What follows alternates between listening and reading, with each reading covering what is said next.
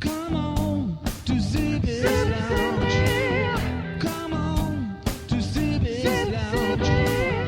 Come on to Zibby's Lounge. Hi, and you're welcome to the Zibby Show.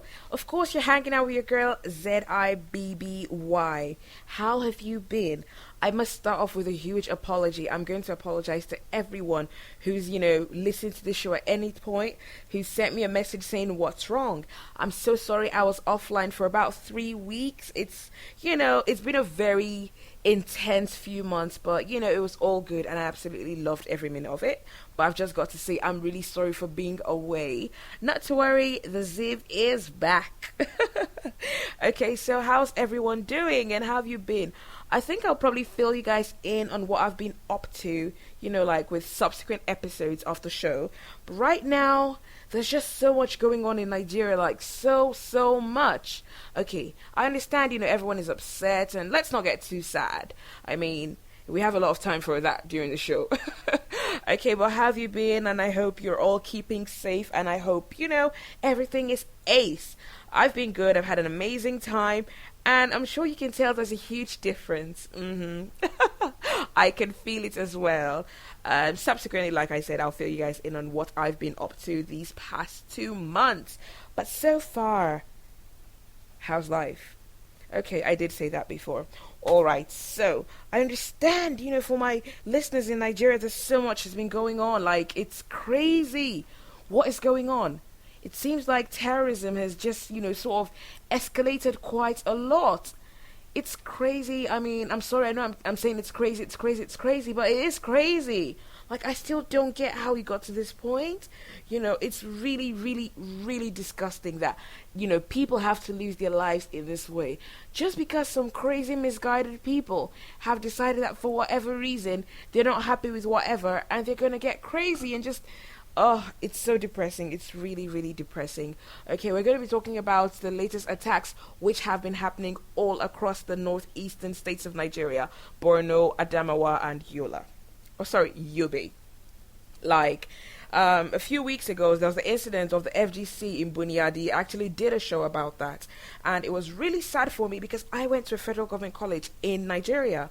I wasn't a board or anything, but it just occurred to me that could have been me. That could have been any of my friends that were in the hostels at that time. I mean, I don't understand why people would, for whatever reason, harm unarmed children. I mean, if you've got a battle and you really want, a war, why don't you fight with people that are ready, the army and things like that? The army, the armed forces, basically. Why would you attack defenseless children? That to me is terrible. It's unforgivable. It's heinous. No one deserves to die like that. And that's why we need to all come out in one voice and try to see what can be done about it. Because it's sad. It might be happening far from us. But the fact is, our fellow Nigerians are dying. Our fellow humans are dying, It's just crazy and it's depressing. Wow. Okay, so on the 14th of April, there was a bomb blast at Inyanya, and that is actually a spot a few minutes outside the capital of Nigeria, Abuja. It's weird because I've actually gone there. I've driven past it, So it was just like, whoa. When you hear of things like that, you're like, wow, I was at that place at blah, blah time, It gets really, really annoying. But, I mean, these people are people going about their daily lives. The sad part is, their families are home waiting. Wives are waiting for their husbands. Children are waiting for their parents. Parents are waiting for their children to come back from work. And then all of a sudden, they hear that bad news and it's like, someone is not going back home. Not that day, not ever. It's really, really sad. I don't understand what the grievance is, I don't get it. What exactly is the problem? I think this has gone way beyond religion. I think these people are just bloodthirsty criminals that just want every excuse to create havoc. Because what kind of religion would say you can kill people? I'm partly Muslim, yeah? My mom comes from a Muslim family, so I've got family that are Christian, I've got family that are Muslim. So I know a lot of Muslims, and they totally condemn this. It's got nothing to do with Islam. It's just some crazy people who don't understand what, they are reading or what they're being told. It's just so depressing. I mean, And it's sad because the government doesn't seem to care much. There are the pictures of President Jonathan, after the blasts on the 14th of April. He visited the victims in the hospital that day, appeared to cry, and then the next day he was at some 100th party for an emir or something. Or I don't know. Like, why? I'm sorry. Like on the previous episode of the show where we spoke about the children who had been murdered in school and then how the centenary celebrations weren't cancelled, I was of the opinion that, all the head of states, from different regions of Nigeria, different religions, all being together, civilian and military, I thought it sent a message to the terrorists saying, you know what, we are united. We cannot be broken. We are Nigerians. You can't break us. No matter what, we're united. That was the message I thought, and that's why I thought it was a good idea for the centenary to go on. But I guess, wow, it's a bit depressing. It's really, really depressing. And then, of course, on the 16th of April, what did we hear? Schoolgirls, children, innocent children who were at school writing an exam were abducted by these same criminal militants, these bloodthirsty people. They're kidnapped from school. And what was just so shocking was, after they said it was 214 or so that were kidnapped, a few days later, the Nigerian army says, oh, we've rescued 190-something girls. And from the moment I heard that, I doubted it. I doubted it immediately. And what happened? We discovered it was a lie. So the forces are even lying to the people. So we don't even know what's going on. And then the number increased to 234, and apparently about 15 or 18 girls, apparently had escaped. Those children were very brave because it takes a lot of guts to actually say, you know what, I'm not going to die, and try to make their way out. It's just there's so many conflicting reports, like we don't even know what's going on. I read a report this evening saying of the 18 girls that escaped, 3 were dead. And the others were ill. Understandable, they would be ill because that's like a lot of psychological trauma. And we don't even know what those girls went through, what they saw, how they were treated and things like that. But then we heard like 3 more of the girls passed on. So it's really sad. Like, the government is not giving any updates. Give us an update of what is going on. We don't need specific details, like obviously that could compromise security. In fact, I actually did pop a post on Twitter asking why, if I saw some tweets from a newspaper saying the military were getting ready to storm the Sambisa forest where the girls were believed to have been held. And I said, why is this information being leaked to the media? Because obviously it's been leaked from the armed forces. And why is it being leaked to the media, and why is the media releasing it? Is this a chance to sabotage, or is it a decoy? I figured sabotage, maybe the Boko Haram militants or criminals, like I like to call them, might have infiltrated the army and are giving these reports out so more of the evil people everywhere can, regroup and, sort of get ready for action, Or is it a plan to, set up a decoy so when they're, looking one way, the army goes another? I don't know what's going on. But at this point, it's really insensitive to the families. The families are complaining that the government has basically offered no support. They've been abandoned. And in fact, the governor of the state didn't even get to the Chibok area, citing lack of security. I mean, as a governor, you're expected to have some form of security with you. But these people their children are missing. They've been missing for weeks. These are young girls. We don't know what is. It's just crazy.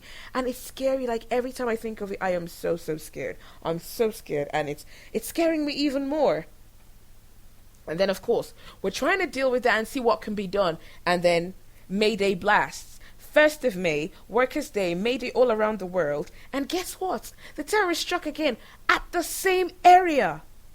I believe they're trying to send a message like the government is basically, powerless. Because that could have happened anywhere else. Ah, God, I don't know. You know what? Let's take a break and we'll be right back.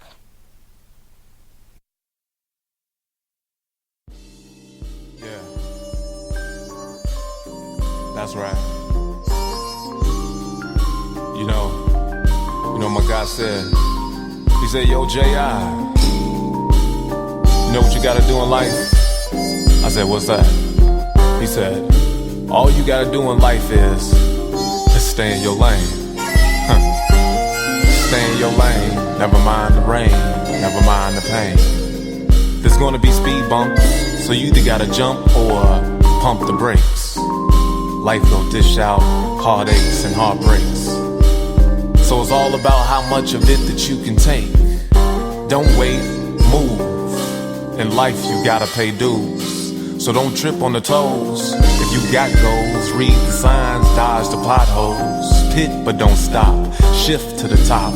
Pace yourself, don't race yourself. Check your review, be aware what's near you. Stay fresh, don't stress. Road rage leads to old age.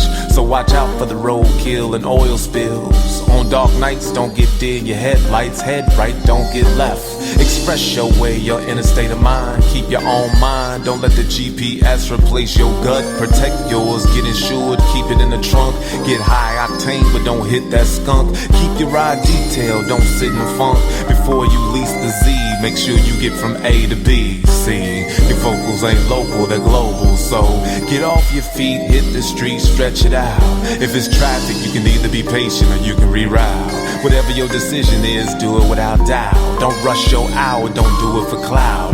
Do it cause you love it. Don't be slow to merge when you hit that curve, hug it. Never ride the clutch. You gotta know when to ride Dutch and find your spot. Don't forget there is a blind spot. Drop your top, let the sun hit your face. Stay tuned up, tuned in, it's a long race. So if you gon' do it for a while, smile while you endure the miles. Roll down the window, let the wind blow, feel the breeze, the fresh air. Make sure you keep a spare, don't lose your keys. Pump the volume, blow the horn, make some noise, it's the reason you were born. So grab the wheel, do what you feel and you will always be felt. Yeah, the cops be tripping, so don't forget your seatbelt. Just do you, show the world why you came. And always remember, just stay in your lane. Just stay in your lane. Just stay in your lane. Keep your lane gangster and stay in your lane. Just stay in your lane. Yeah.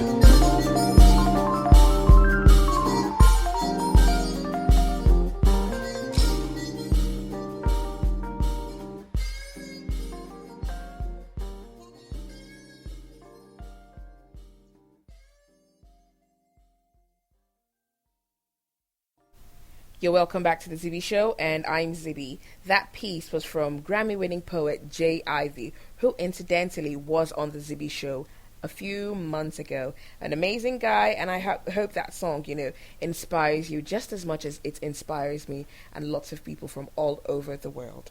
We're speaking about the terrorism in Nigeria right now, and we're talking about the May Day blasts. Now, these blasts took place on May Day, 1st of May 2014, little over 2 weeks after the previous incidents, and little over 2 weeks after the children, the 234, which I might now add have allegedly increased to 276, after they were abducted. So basically, people are going about their business in that same area in Yania, barely 100 meters from where the previous bombs went off. And guess what? 20 people are dead. Numerous people in hospital. I mean, it's ridiculous, and it's upsetting as well, because you're thinking, why? How can we just sit back and fold our arms and think this senseless loss of lives is okay? It's appalling. And the international media are trying their best to give as much coverage as they can. But of course, you know how it is when it's got stuff to do with Africa. Sometimes we don't care. Because we here don't care, the international community doesn't care. That's the truth. Because people out here are moving, going around their lives like nothing is going on. But it could have been anyone at those spots. Some CNN correspondents are in Nigeria right now. We've got Aisha Sise, we've got Andrea, and of course Vladimir Duthiers, who is the correspondent for Nigeria and Western Africa, CNN. They're all on ground and they're trying to get some information. Now, a special assistant to the Nigerian president, Doyin Okupe, I saw his tweet to Jim Clancy. Jim Clancy is a CNN correspondent, and he said he's disappointed that CNN would go out and put the Nigerian government a bad light without waiting for a decision. Well, guess what? Nigerians are still waiting. It's been almost 3 weeks and we've not had anything tangible. All we've gotten are lies, stories, fake information. We're hearing the girls are being sold for 2,000 naira. They've been smuggled across the country. We're hearing Boko Haram have helicopters dropping food and supplies for them. It's just too much for us to take. And the sad part is the government isn't saying anything. We don't expect you to give out sensitive information, which may, compromise security. Have a conference every other day. Tell us what is going on. Tell us you're at least doing something. Speak to the parents. Speak to the families who are grieving. People who have lost relatives, friends, loved ones in this thing. But everyone is being ignored, and that's why everyone is so upset. It seems to me like in Nigeria, from the day you're born, you are on your own. That's what it seems like. You don't get water. You pay for your health care. You don't get electricity. Some people, in fact, where I live, the roads are so bad. At some point, we actually had to pull money together to get the roads done. It's ridiculous. Like, we're doing everything. Okay, give us security, because that is out of our control. And we still do not have that. It's a really, really sad situation. Really sad, really messy, and it's really annoying. And, now, on to the not so great news. Because, it's all crazy news anyways. The US Embassy has emailed its citizens in Nigeria, and it's now put this up on the website, saying there are plans for an attack to be carried out in Sheraton Hotel, Lagos. They're not too sure of the exact location. It might be both, but it's Sheraton, and they're asking people to avoid those areas. Now, of course, there's also a Sheraton in Abuja. It might not even be Sheraton. It could be anywhere, So everyone's hearts are in their mouths. People need to go to work, because if they don't go to work because they're scared, they lose their jobs and their families suffer. So it's like, what are we going to do? Now, I'm going to cast my mind back to Westgate. Westgate was the terrorist incident in Kenya where some terrorists went into the mall and shot a lot of people dead for no reason, apparently. Now, I read somewhere that the US government, prior to that event, had notified its citizens saying there were plans that an attack was going to be carried out at Westgate and they should all be very cautious. And that person also went further to say that's why there were no US casualties, because they had been informed and they took to the instructions. And now, we're getting the same reports in Nigeria. It makes me worried. I'm not trying to scare anyone, because, it was, I think, 2 years ago when the US Embassy also released a statement, an email informed to the citizens saying there were going to be attacks at big hotels all across Abuja. Thankfully, that didn't happen. But then, we don't know. It might not even be, a hotel. It could be anywhere. It's just crazy, thinking about it. I don't know what we can do as citizens. I'm not trying to scare people, but in my city, you know what? I'm not going to say that. I'm sorry, I'm not going to say that, because I don't want to get people panicked. But I just want everyone to be vigilant.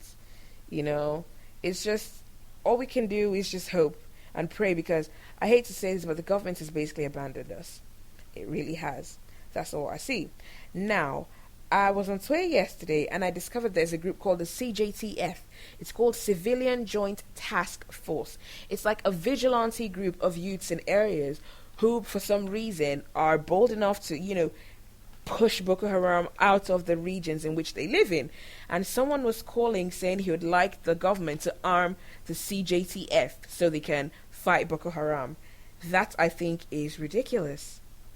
We've got a group of young boys who are not trained for this. Pushing them to go fight terrorists, in my opinion, is plain murder. That is what it is. And then kids are going to be forced to join in.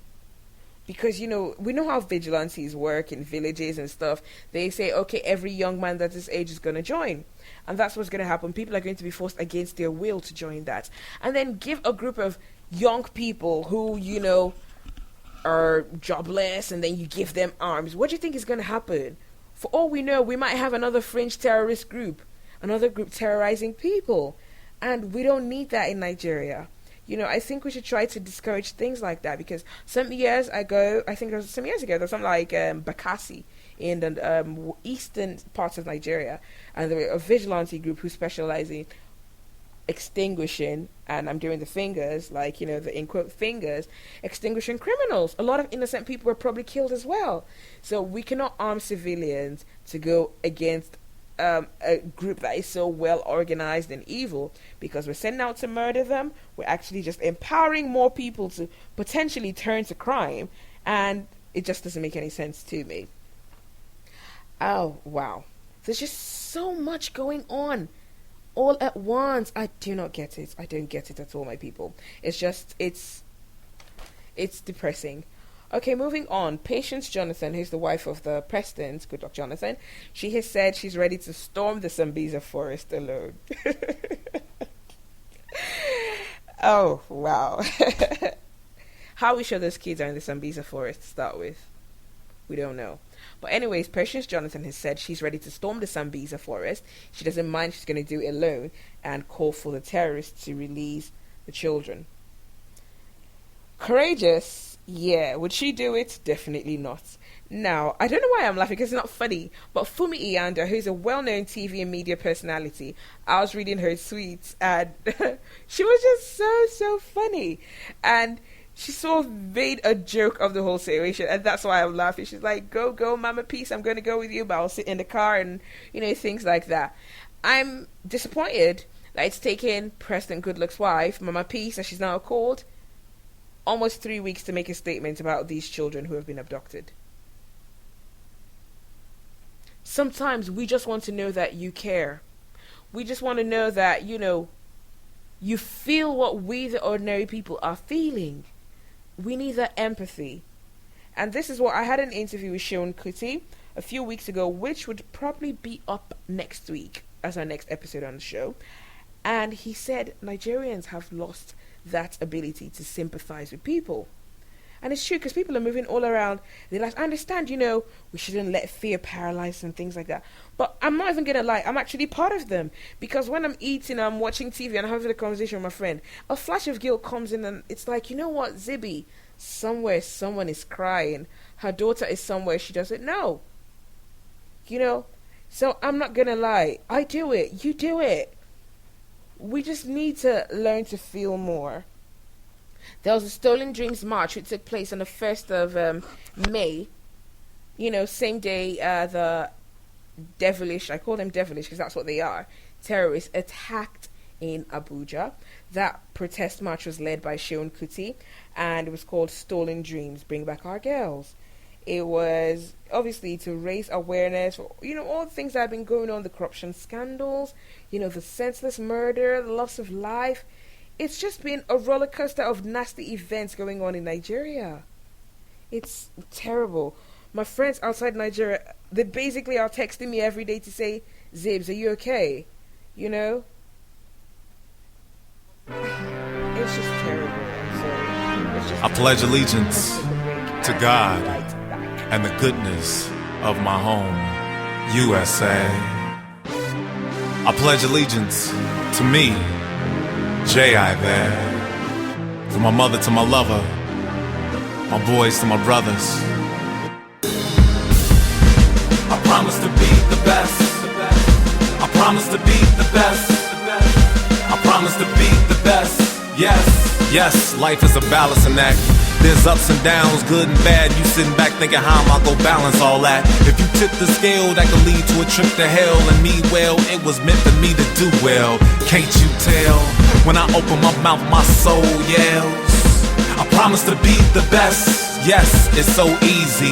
Why live greasy and go against the grain? There's no limit to what I can attain. I've been one of the special ones since I was just James. Little Jimmy, I've always been a little skinny, heavy and hard. I've been steady with the art. I envision growth. I use precision with my quotes. Yes, I fight for hope.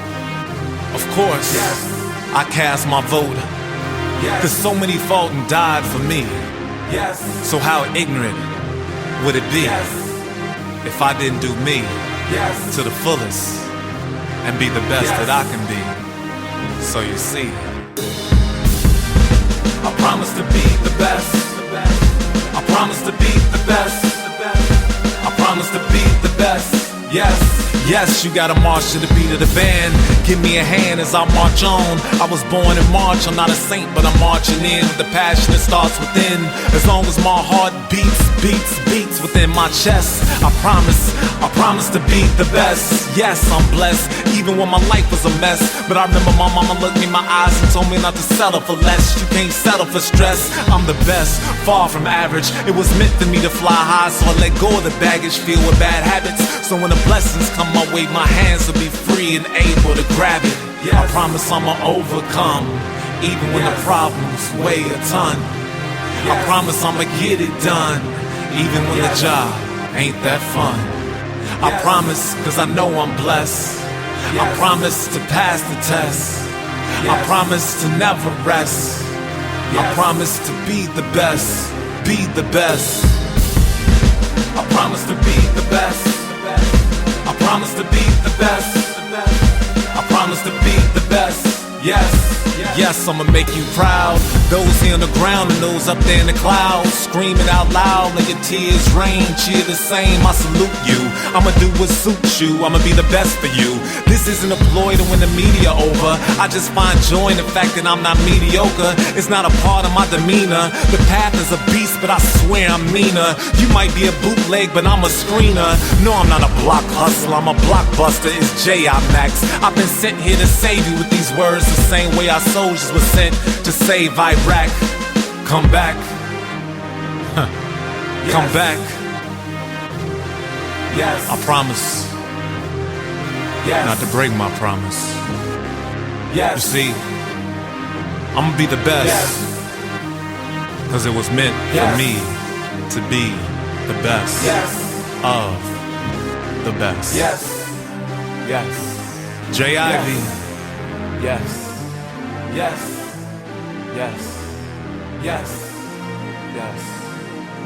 Isn't it, Ivies? Yes. Isn't it? Yes. March on. You're welcome back to the Zibby Show, and of course you're hanging out with me, Zibby, and we're talking about the whole terrorism thing going on in Nigeria and how it affects us daily as individuals. Okay, so it's the World Economic Forum from the, I think, 7th to the 9th of May.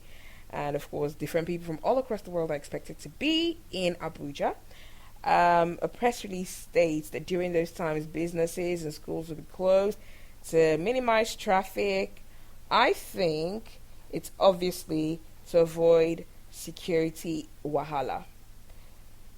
The government is not so sure they can handle the issue, and they're trying to get people off the streets. But how long are we going to hide in our homes, though? People need to survive. Doing that is going to cost a lot of people a lot of money because businesses are being shut down. People are indeed going to suffer. Do we really want that? Why not just cancel this thing? I mean, what about people that don't live in Abuja? What about people that live in other cities? Don't they deserve protection? I understand, the last presidential media chat President Goodluck Jonathan had, he said we've managed to push Boko Haram out of the federal capital and into the fringes. Well, they certainly are in the fringes, all right, killing more people. So what? Are those people in the fringes not Nigerian citizens? Do they not deserve to have security? Do they not deserve that life? Because I mean, the Nigerian constitution says every Nigerian has got that right to life. Do they not have that right because they live in the fringe villages? That, to me, was a very misguided statement. And then we had the incident where the Boko Haram Islamists were trying to break out of SSS custody. I mean, SSS is like the Nigerian version of the MI5 or CIA. That is a lot of nerve. And of course, there was the whole incident with a young man called Siakson who had tweeted pictures of the incident. I can understand maybe invite him for a chat, like you do not do things like that because, you're showing pictures of these security personnel. These Boko Haram people are everywhere. They could go after the person, the personnel, their families and things like that. You could have potentially jeopardized the security operation. I can understand that. But arresting him, keeping him hostage for basically 10 days or so, that was not it. You can invite him for a chat, say this is it, so people learn. I'm not totally in support of his actions because what he did could have had potential disastrous effects. But at the end of the day, he didn't know. So you need to tell people, we don't know. There's so much ignorance in Nigeria. We don't even know the functions of our political leaders. I didn't know the function of a local government till I picked up a book and started reading about it. So there's just so much we don't know, and that's why it's always a good idea to have these classes and talks where you can educate people, devoid of politics, not, take sides. Tell people what we need to know. Do not use our ignorance as a tool against us, because I feel like the corrupt leaders in this country, the corrupt rulers, I'm not going to use the word leaders, the corrupt rulers in this country actually use our ignorance against us. It's the greatest tool they have. Okay, a few days ago, Vice President Namadi Sambo's brother tragically died in a car crash. Condolences to his family. It's never easy to lose a loved one. And after that, there was there was something, I'm sorry, is that P? I can't find that now. But a meeting, which was supposed to be something important, was postponed in respect to the Vice President's feelings. Okay, not bad. But how about attending an event a day after a terrorist attack, when the nation basically is on fire? I need to say, though, the people that work with President Jonathan, I feel like they're out to get him for some reason I don't understand. Because a day later, Ruben Abati was putting pictures of tweets saying, people came all the way to Kano Airport to welcome the president. And it's like, what are you saying? And then all we saw were pictures of the leaders of the state sweeping the president's feet out of Kano. Man, I don't know. There's just so much going on. So much going on. It's like, where do you start and where do you end? President Jonathan is not doing himself any favors. He keeps saying, it's his detractors, they're doing this to get to him. Guess what, President Jonathan and allies? This is not about you. This is about Nigerian citizens who are losing their lives every day. We need you to man up and be the commander-in-chief. You spill the blood of an American citizen, you get hunted down. But in Nigeria, it's like anything goes. People are killed every day. We hear cases of, military personnel attacking innocent civilians on the streets, sometimes shooting and killing them for no reason, and nothing is done. Why are we living in the Stone Ages? It's 2014. President Jonathan, I urge you, I call on you to do the right thing. You've said the sponsors of Boko Haram are in your government and you would expose them. Why have you not exposed them? Why have you not frozen their accounts? How are those choppers flying all the way into the fringe areas, like you say, to drop off food and groceries? And to those Boko Haram people, those people are just ridiculous. Western education is illegal. How are you posting those videos on YouTube? Speaking of which, why can those ISPs not be traced? IP addresses and things like that. How are they putting up these videos? How are choppers flying in the air and dropping off stuff and no one can tell where they're going to? It's ridiculous. I think at the end of the day, Nigeria is a corrupt nation. I'm not going to blame President Goodluck Jonathan for corruption, because Nigeria's been corrupt for a very long time, but he's the leader and he needs to check it. Fact is, the decay in the system is what is leading to all these problems, and that's why whoever is in charge of Boko Haram, whoever is sponsoring Boko Haram, they are exploiting that. It's totally being exploited. It really is being exploited, and it's a very, very sad situation. Our armed forces are poorly trained, yet we send them to go on peacekeeping missions in other countries. How do you put out the fire in the next village when your own roof is on fire? Your house is on fire. It's ridiculous. We need to stand up. We need to take a stand. We cannot sit down and let this happen. Yeah, it's happening far from us. No one we know has been affected. And we're very thankful for that. But every Nigerian life is precious. Every human life is precious. Every life is precious. And we, as individual citizens, must come together collectively to do what we can to identify these rogues and stop them in their tracks. My name is Zibby, and you've been listening to me on The Zibby Show. Take care of yourselves, take care of each other, spread the love, and stay safe. Have a wonderful Come on Aloha. to Zibby's Lounge.